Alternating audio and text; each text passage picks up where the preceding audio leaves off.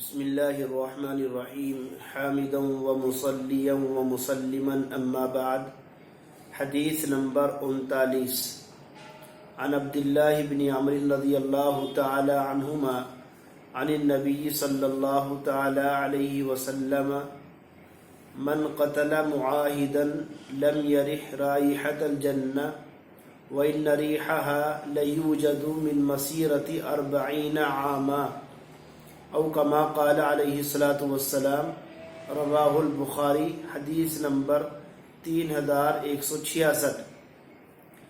حضرت عبداللہ ابن عمر رضی اللہ تعالی عنہما سے روایت ہے، نبی کریم صلی اللہ تعالی علیہ وسلم نے ارشاد فرمایا، جو شخص کسی معاہد کو یعنی ذمی کو قتل کرے تو وہ قاتل جنت کی بو نہیں پائے گا، جبکہ جنت کی بو 40 سال کی مسافت سے محسوس کی جاتی ہے.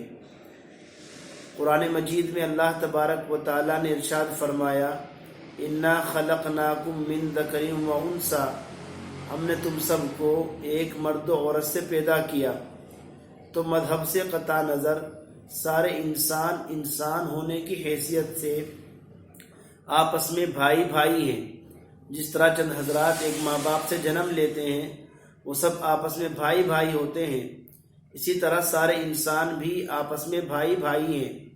اور جس طرح ایک مسلمان دوسرے مسلمان کی جان مال عزت و آبرو کی حفاظت کرتا ہے، اسی طرح ایک انسان پر دوسرے انسان کی جان مال عزت و آبرو اور اس کے حقوق کا تحفظ بھی ضروری ہے، چاہے اس کا دھرم کچھ بھی ہو، اس کا مذہب کچھ بھی ہو. اس لیے ہم مسلمانوں پر یہ ذمہ داری بھی بنتی ہے، ہمارا اخلاقی فریضہ بھی ہے کہ ہم انسان ہونے کی حیثیت سے اپنے ہندو بھائیوں کی جان مال عزت و آبرو ان کے حقوق کا بھی تحفظ فرمائیں.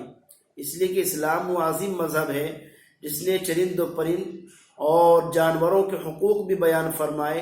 اور اللہ کے رسول علیہ الصلاۃ والسلام نے یوں ارشاد فرمایا، الخلق عیال اللہ، ساری مخلوق اللہ کا کنبہ ہے، اور اللہ کی مخلوق میں اللہ کو سب سے زیادہ پسندیدہ وہی شخص ہے جو اللہ کے کنبے کے ساتھ اچھا سلوک کرے.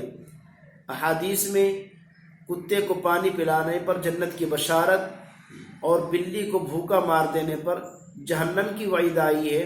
تو بہرحال ایک ہندو بھائی وہ تو ایک انسان ہے، اس کی جان مال عزت و آبرو تو ایک جانور سے بھی زیادہ محسوس کی جا سکتی ہے. اس لیے ہمیں آج کے اس پرفتن دور میں اس ذمہ داری کو اپنانے کی اور اخلاقی فریضے کو نبھانے کی ضرورت ہے، اور اپنے پڑوسیوں کے ساتھ اپنے ہندو بھائیوں کے ساتھ اخلاق حسنہ سے پیش آنے کی بہت سخت ضرورت ہے. اللہ تبارک و تعالی ہم سبھی کو عمل کرنے کی توفیق نصیب فرمائے. آمین. وما علینا الا البلاغ المبین.